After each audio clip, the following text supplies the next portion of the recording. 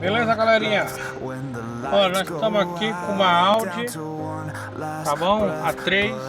Ela veio com um defeito, não funcionava a entrada de áudio e o Bluetooth dela também não funcionava, tá bom?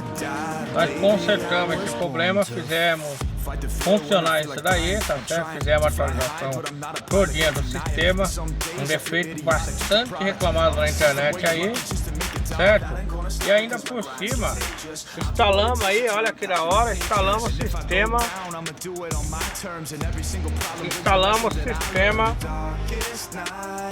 Carplay nela, olha que da hora.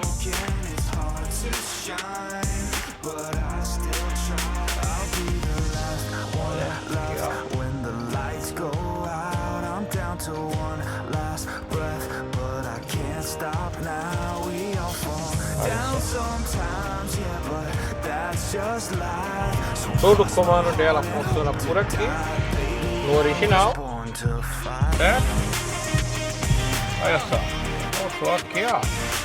Ela vai entrar na página lá do Carplay Android.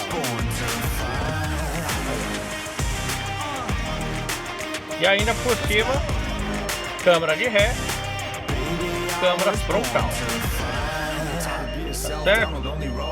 E resolvido o probleminha aqui, ó, sistema dela, beleza?